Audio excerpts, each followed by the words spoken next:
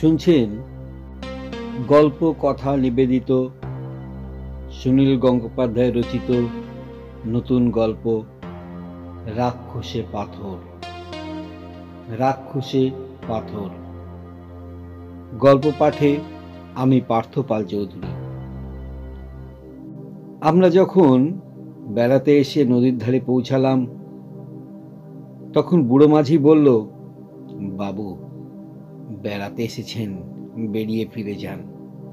ওই দ্বীপে যাবেন না বাবু, ওখানে দোষ লেগেছে। আমি একটু অবাক হলাম। দোষ লেগেছে মানেটা কি? দ্বীপের আবার দোষ লাগে কি করে? আমার বন্ধু বিমান বলল, বুড়ো কর্তা, তুমি যা টাকা চেয়েছো তাই তো আমরা দিতে রাজি হয়েছি, তবু তুমি আমাদের নিয়ে যাচ্ছ না কেন বাপু? ওই দ্বীপে কি এমন আছে বলো তো? বুড়ো মাঝি তার সাদা দাড়ি চুলকাতে চুলকাতে বলল, কিছুই নেই বাবু, সেই কথাই তো বলছি, শুধু শুধু ওখানে গিয়ে কি করবেন? বুড়ো মাঝি হাল ধরেছে আর দাঁড় বাইছে তার নাতি। এই নাতির বয়স 13-14 বছর হবে। ওর নাম সুলতান। সে কেমন যেন ভয়ে ভয়ে তাকিয়ে আছে আমাদের দিকে। বুড়ো মাঝি যতই না বলছে ততই আমাদের জেদ চেপে যাচ্ছে। একটা সাধারণ দ্বীপ, সেখানে কি এমন ভয়ের ব্যাপার থাকতে পারে? কত জাহাজ যাচ্ছে এখান দিয়ে, সেরকম কিছু থাকলে সবাই নিশ্চয়ই জানতে পারত। বিমানের দাদা চাকরি করে হলদিয়াতে। আমি আর বিমান কয়েকদিনের জন্য এসেছি এখানে বেড়াতে। হলদিয়া জায়গাটা বেশ সুন্দর। নতুন বন্দর, নতুন শহর গড়ে উঠেছে। চারদিকে সবই নতুন নতুন বাড়ি আর অনেক ফাঁকা জায়গা। শহরটার একদিকে গঙ্গা আর একদিকে হলদি নদী। সকালবেলা নদীর ধারে জেলেরা মাছ বিক্রি করতে আসে। আমরা সেই মাছ কিনতে গিয়েছিলাম। ঘাটে অনেকগুলো নৌকা বাঁধা ছিল। নৌকো দেখেই আমাদের মনে হলো একটা নৌকো ভাড়া করে নদীতে বেরিয়ে এলে কেমন হয়। একজন মাঝিকে জিজ্ঞাসা করতেই সে রাজি হয়ে গেল। 30 টাকা দিলে সে যতক্ষণ ইচ্ছে আমাদের ঘুরিয়ে আনবে। আমি আর বিমান দুজনেই সাঁতার জানি, সুতরাং আমাদের জলের ভয় নেই। বিমান তো সুইমিং কম্পিটিশনে অনেকবার প্রাইজও পেয়েছে। আমি আগেই শুনেছিলাম যে হলদিয়ার কাছে একটা দ্বীপ আছে, তার নাম আগুনমারির চর। আগে সেই চরটা মাঝে মাঝে ডুবে যেত, আবার মাঝে মাঝে জেগে উঠত। এখন আর ডোবে না। এখন সেখানে গাছপালা জন্মে গেছে। কোনো মানুষজন অবশ্য সেখানে এখনো থাকে না। নৌকো দেখেই আমার ওই দ্বীপটার কথা মনে এসেছিল। নতুন দ্বীপ মানেই তো নতুন দেশ। ওখান থেকে ঘুরে এলেই একটা নতুন দেশ দেখা হয়ে যাবে। অনেকদিন বাদে যখন ওই দ্বীপেও অনেক ঘরবাড়ি হয়ে যাবে, কলকারখানা বসবে, তখন আমরা বলবো, জানো, যখন আমরা আগুনমারিতে গিয়েছিলুম তখন এসব কিছুই ছিল না, শুধু গাছপালা ছাড়া আর কি আছে সেই দ্বীপে? বুড়ো মাঝি তাহলে ভয় পাচ্ছে কেন? নৌকায় চলবার সময় মাঝিদের কখনো চটাতে নেই।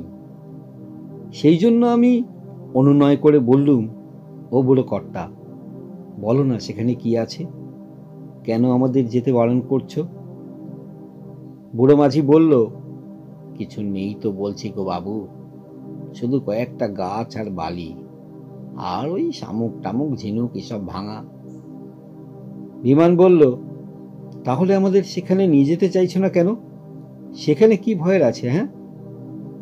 বুড়ো মাঝি বলল, আকাশে মেঘ দেখো না বাবু, এখন আর অদূরে যাওয়া ঠিক নয়, এই কিনারায় কিনারায় থাকাই ভালো।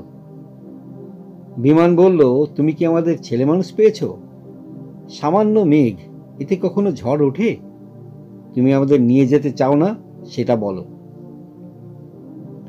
আমি বুড়ো মাঝির নাতিকে জিজ্ঞাসা করলুম, আচ্ছা সুলেমান, তুমি গেছো কখনো ওই দ্বীপে? সেখানে ভয়ের কিছু আছে? সুলেমান তার দাদুর দিকে তাকালো একবার, তারপর বলল, কিচ্ছু দেখা যায় না, তবে সেখানে গেলে যেন মনটা কেমন কেমন করে, মনটা খুব খারাপ হয়ে যায়। এ তো আরো অদ্ভুত কথা, একটা দ্বীপে গেলে মন খারাপ হয়ে যায়? আমি আর বিমান দুজনেই হেসে উঠলুম। তাহলে তো যেতেই হবে সেখানে। বুড়ো মাঝিকে বললুম, তুমি যদি না নিয়ে যেতে চাও তো আমাদের ফেরত নিয়ে চলো, আমরা অন্য নৌকা ভাড়া করব। বুড়ো মাঝি একটা দীর্ঘশ্বাস ফেলে বলল, আপনাদের কাছ থেকে টাকা নিয়েছি, সে টাকা ফেরত দেওয়া পাপ, তবে চলেন নিয়ে যাই, পরে যেন আমাদের দোষ দিবেন না বাবু। বলি, সুলেমান, ভালো করে টান। আকাশে মেঘ আছে বটে, কিন্তু জমাট কালো নয়।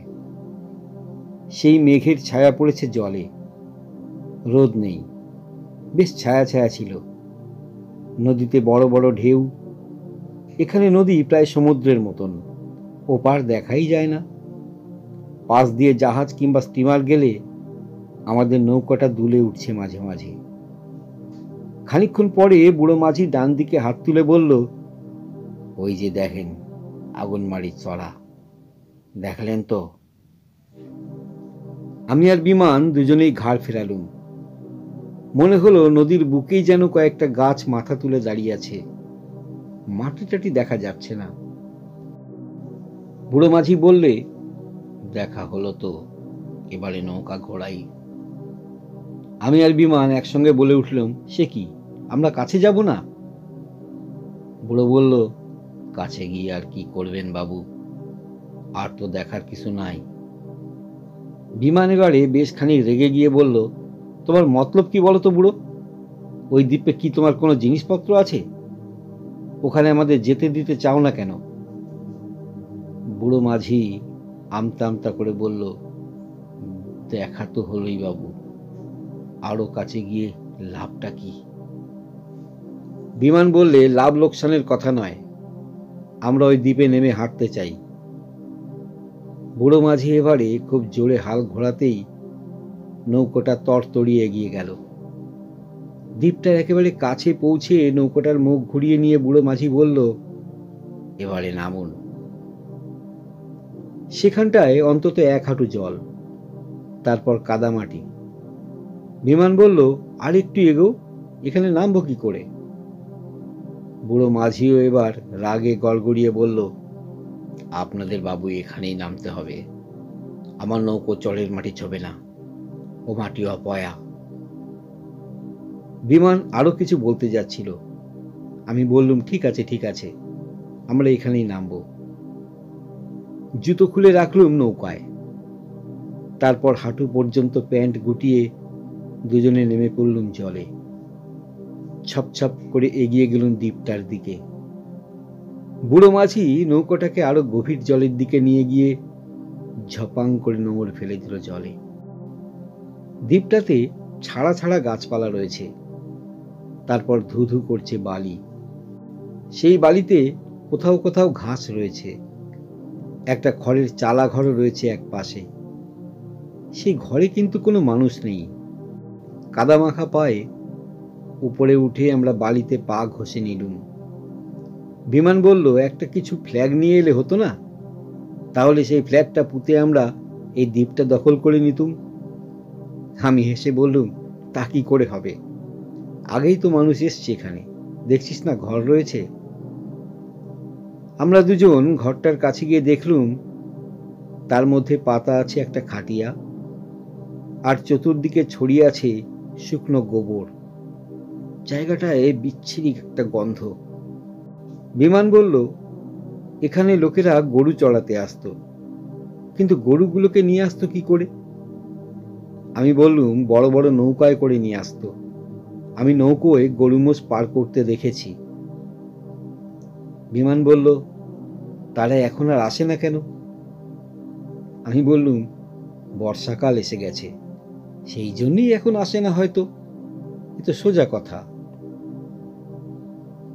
বিমান বলল, দ্বীপটা কিরকম চুপচাপ, লক্ষ্য করেছিস?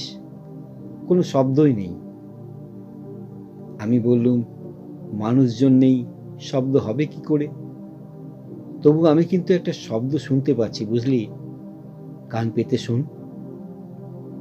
দুজনেই চুপ করে দাঁড়ালুম। সত্যি খানিকটা দূরে গাছপালার আড়াল থেকে মাঝে মাঝে একটা ফোঁস ফোঁস শব্দ শোনা যাচ্ছে। কেউ যেন নিঃশ্বাস ফেলছে খুব জোরে জোরে। কোনো মানুষ অবশ্য অত জোরে নিঃশ্বাস ফেলতে পারে না। বিমানের মুখটা ক্রমশ শুকিয়ে গেল। চোখ বড় বড় করে বলল, ওটা কিসের শব্দ বলতো? বলতো সুনীল, সাপটাপ নাকি?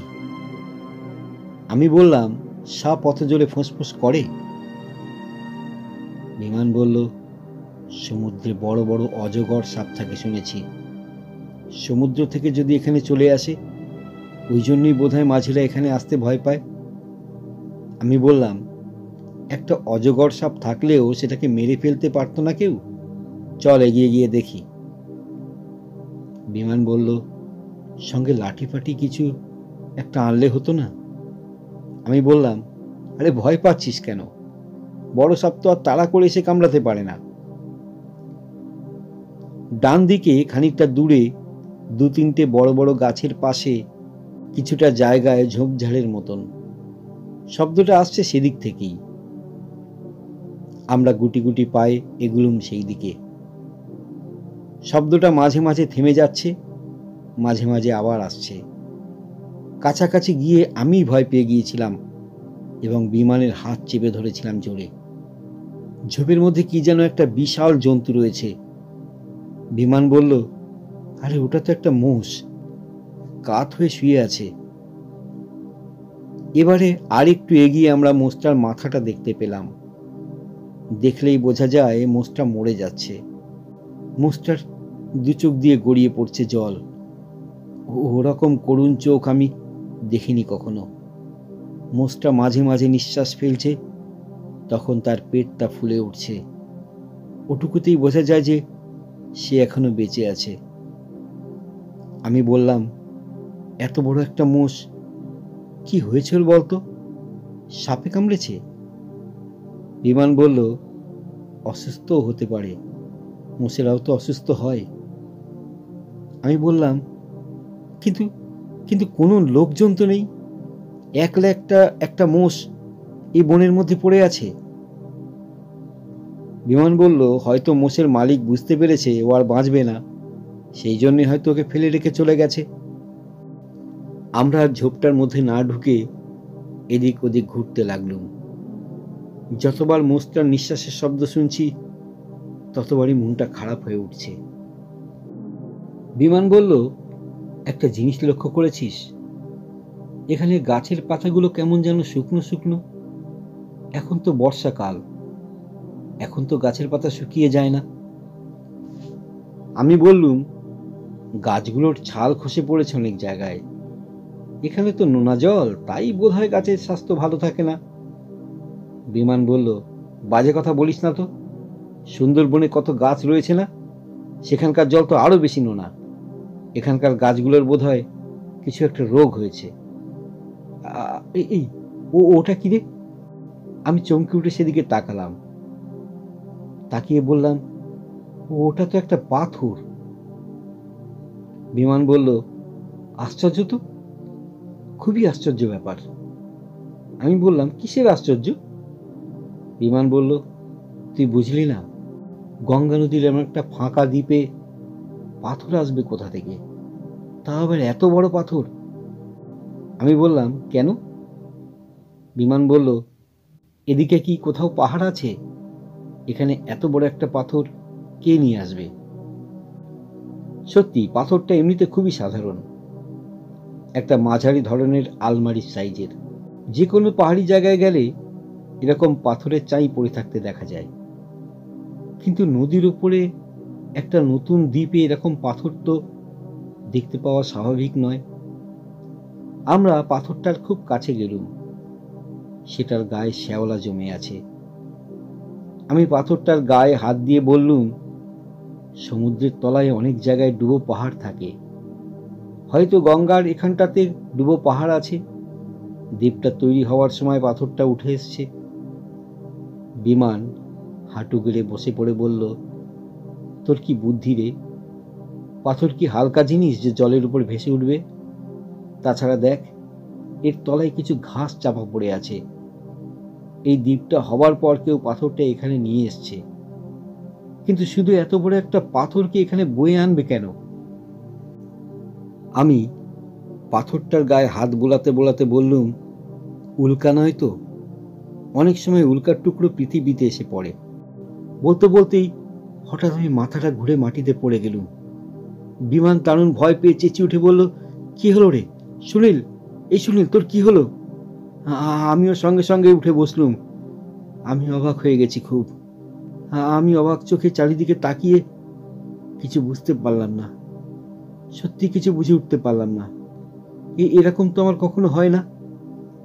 বিমান আমায় ঝাঁকুনি দিয়ে বলতে লাগলো, কি হলো রে, কি হলো সুনীল? আমি অবাক হয়ে বললুম, জানি না তো। হঠাৎ কেমন মাথাটা ঘুরে গেল। বিমান বলল, চুপ করে বসে থাক, উঠিস না। আমি বললুম, আমার তো কিছু হয়নি। বিমান বলল, তবু বসে থাক। একটা জিনিস দেখ সুনীল, এই পাথরটার নিচের ঘাসগুলোকে দেখ, কেমন যেন খয়েরি হয়ে গেছে। ঘাস চাপা পড়লে তো হলুদ হয়ে যায় শুনেছি, কিন্তু খয়েরি? তুই কখনো খয়েরি ঘাস দেখেছিস? আমি বললাম, এ বোধহয় অন্য জাতের ঘাস। বিমান বলল, পাশের এই গাছটা দেখ, এই গাছটার গা লাল। আমি লাল রঙের গাছও কখনো দেখিনি। আমি বললাম, বিমান, ওই যে মোষটা মরে যাচ্ছে, ওর জন্য আমার খুব কষ্ট হচ্ছে রে, আমার খুব কষ্ট হচ্ছে। বিমান বলল, আমারও খুব কষ্ট হচ্ছে রে। এমনি এমনি একটা মোষ চোখের সামনে মরে যাচ্ছে। ইস, মোষটাকে ওর মালিক যে ফেলে গেল। আমি বললাম, বিমান, আমার ইচ্ছা করছে এখানে একটু শুয়ে পড়তে। বিমান বলল, মন্দ বলিস নিলে, এখানে খানিকক্ষণ শুয়ে কাটিয়ে নিলে বেশ হয়। আমারও কেমন যেন ঘুম পাচ্ছে। আমি বললাম, যদি নৌকাটা চলে যায়? বিমান বলল, ইস, গেলেই হলো, পুরো পয়সা দিয়েছি না। তাছাড়া যদি যায় তো চলে যাক, আমরা এখানে একটু থেকেই যাব। হঠাৎ আমি লাফিয়ে উঠে পড়লুম, দারুণ জোরে চেঁচিয়ে উঠে বললাম, বিমান, বিমান, এই পাথরটা জ্যান্ত রে, পাথরটা জ্যান্ত। বিমান অবাক হয়ে বলল, কি বলছিস? তোর মাথা খারাপ হয়ে গেছে নাকি? আমি বললুম, না রে, আমি সত্যি দেখলুম, পাথরটা নড়ে উঠল। বিমান অবাক হয়ে আমার দিকে তাকিয়ে বলল, কি বলছিস জাতা? পাথরটা নড়বে কি করে? আমি বললাম, আমি স্পষ্ট দেখলুম, পাথরটার পেটের কাছে একবার যেন চুপসে গেল, আবার ফুলে উঠল, ঠিক যেন ব্যাঙের মতন। বিমান বলল, দূর, পাথরের আবার পেট কি? তুই ভুল দেখেছিস। আমি চিৎকার করে বললাম, মোটেও ভুল দেখিনি। বিমান গিয়ে পাথরটার গায়ে হাত দিতেই আমি বিমানের অন্য হাতটা ধরে এক হ্যাঁচকা টানে সরিয়ে আনলুম তাকে। আমার বুকের মধ্যে ধুম ধুম করে আওয়াজ হচ্ছে।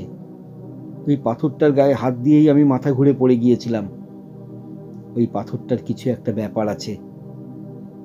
দূরে শুনতে পেলুম বুড়ো মাঝি আর সুলেমান চেঁচিয়ে চেঁচিয়ে ডাকছে, বাবু, বাবু। আমি বললুম, চল বিমান, নৌকায় ফিরে যাই। বিমান বলল, না, এক্ষুনি যাব না, এখানে একটু শুয়ে পড়ি বরঞ্চ। আমি বললাম, না, আমার মোটেই ভালো লাগছে না, চল নৌকায় ফিরে যাই। বিমানকে প্রায় জোর করেই আমি টানতে টানতে নিয়ে চললুম নৌকোর দিকে। তারপর নৌকায় উঠে বুড়ো মাঝিকে বললুম, চল, শিগগির চল। নৌকায় উঠে বিমান লম্বা হয়ে শুয়েই রইল। তার চোখ দুটো ছলছল করছে। ভাঙা গলায় বলল, আমার কিছু ভাল লাগছে না রে, আমার কিছুই ভাল লাগছে না। সুলেমান আমাদের দিকে চোখ বড় বড় করে তাকিয়ে আছে। আমি তাকে জিজ্ঞাসা করলুম, ওই দ্বীপে গেলে তোমাদের কি হয় বলো তো? সুলেমান বলল, কি জানি বাবু, ওখানে গেলেই মনটা কেমন কেমন করে। ইচ্ছা করে শুয়ে পড়ে থাকি, কোনো কাজ করতে ইচ্ছা করে না। বুড়ো মাঝি বলল, বাবু, আগে তো আমরা ওই চড়েই যেতাম। বেশি ঝড় বৃষ্টি হলেই ওখানে নৌকা বেঁধে ওই চালা ঘরটায় বসে জিরোতাম। অনেক লোক আগে ওখানে গরু মোষ চড়াতে আসতো, এখন আর কেউ যায় না। আমি প্রশ্ন করলাম, কেন যায় না বলো তো? বুড়ো মাঝি বলল, ওখানে গেলেই শুয়ে থাকতে ইচ্ছা করে বাবু। গরু মোষগুলোও অলস হয়ে পড়ে, কেমন যেন মন মরা লাগে। আমি বললাম, আমাদেরও সেই রকম লাগছিল, কিন্তু কেন হয় এরকম বলতে পারো? বুড়ো মাঝি বলল, কি জানি, গাছপালাগুলো কেমন ধারা শুকিয়ে যাচ্ছে দেখলেন না? ওদ্বীপে খারাপ নজর লেগেছে বাবু, ওদ্বীপে খারাপ নজর লেগেছে। আমি বললাম, ওখানে একটা বড় পাথর আছে, দেখেছো? আগে ওটা ছিল? বুড়ো মাঝি বলল, না বাবু, আগে ছিল না, এই তো মাসখানেক ধরে দেখছি। আমি বললাম, কি করে পাথরটা এখানে এলো বলতে পারো? বুড়ো মাঝি বলল, কেউ তা জানে না বাবু, কেউ তা জানে না। কেউ বলে আকাশ থেকে খসে পড়েছে। আমার মাথাটা এখনো দুর্বল লাগছে। আমি আর কথা বলতে পারলুম না, শুয়ে পড়লুম বিমানের পাশে। হলদিয়ায় ফিরে এসে আমরা দুজনেই সোজা চলে গেলুম বিছানায়। রাত্রিরে কিছু খেতেও ইচ্ছা করলো না। ঘুমিয়ে ঘুমিয়ে নানা দুঃস্বপ্ন দেখতে লাগলুম। তার মধ্যে বারবারই দেখতে লাগলুম সেই পাথরটাকে, ঠিক একটা ব্যাঙের মতন। তার পেটটা একবার চুপসে যাচ্ছে, একবার ফুলছে, একটা জ্যান্ত পাথর। আমি শিউরে শিউরে উঠতে লাগলুম। সকালবেলা বিমানের দাদা স্বপনদা জিজ্ঞাসা করলেন, তোদের কাল কি হয়েছিল? সন্ধ্যে থেকে খালি ঘুমোচ্ছিলি? স্বপনদাকে সব কথা বলতেই হলো। স্বপনদা সবটা শুনে হো হো করে হেসে উঠে বলল, গাঁজাখেরি গল্প করার আর জায়গা পাসনি? একটা জ্যান্ত পাথর, সেটার পাশে গিয়ে দাঁড়ালে মন খারাপ হয়ে যায়, শুয়ে পড়তে ইচ্ছা করে। ধুর, যত সব। বিমান বলল, দাদা, আমি পাথরটাকে নড়তে দেখিনি, সুনীল দেখেছে, কিন্তু আমারও ওখানে শুয়ে পড়তে ইচ্ছা করছিল। বেশ করছিলি, শুয়ে থাকলেই পারতিস। বিমান বলল, তাহলে আমাদেরও নিশ্চয়ই ওই মোষটার মতোই অবস্থা হতো দাদা। আমি বললুম, স্বপনদা, নৌকোর মাঝিরাও ওই দ্বীপটায় এখন যেতে চায় না, ওরাও ভয় পায়। পুলিশে একটা খবর দেওয়া দরকার। স্বপনদা বলেন, পুলিশও তোদের কথা শুনে আমার মতন হাসবে, দেখবি মিস্টার দাসকে ডাকবো। হলদিয়ার এসডিপিও মিস্টার দাস স্বপনদার বন্ধু। স্বপনদা তাকে টেলিফোনে ডেকে পাঠালেন। বললেন, মিস্টার দাস, একবার আমার বাড়িতে চলে আসুন, ব্রেকফাস্ট খেয়ে যাবেন, আর একটা মজার গল্প শোনাবো। 10 মিনিটের মধ্যেই মিস্টার দাস এসে গেলেন। তিনি বললেন, শুধু এক কাপ চা খাবো, বড্ড কাজ পড়েছে, এখনই যেতে হবে। কাল রাত্রে একটা লঞ্চ ডুবি হয়েছে গঙ্গায়। স্বপনদা বললেন, বসুন বসুন। কাল দুপুরে এই দুই শ্রীমান নৌকা ভাড়া করে গিয়েছিল আগুনমারির চড়ে। সেখানে নাকি ওদের এক সাংঘাতিক অভিজ্ঞতা হয়েছে। ওরা দুজনে। স্বপনদাকে থামিয়ে দিয়ে পুলিশ সাহেব আমাদের দিকে তাকিয়ে বললেন, তোমরা দুজনে কাল আগুনমারির চড়ে গিয়েছিলে? আশ্চর্য ব্যাপার, ওই দ্বীপটার পাশেই তো কাল রাত্রে লঞ্চটা ডুবেছে।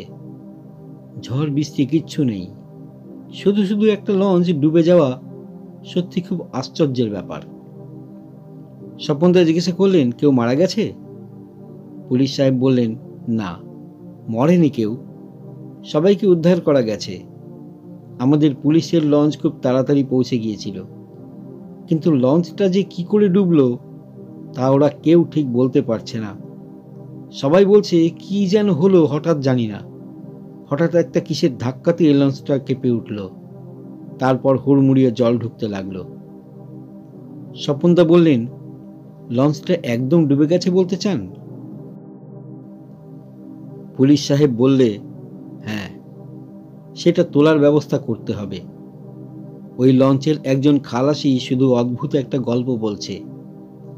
আগুনমারির চর থেকে একটা মস্ত পাথর নাকি উড়ে এসে প্রচণ্ড জোরে লঞ্চটাকে ফুটো করে দেয়। এরকম গাঁজাখুরি কথা কেউ শুনেছে?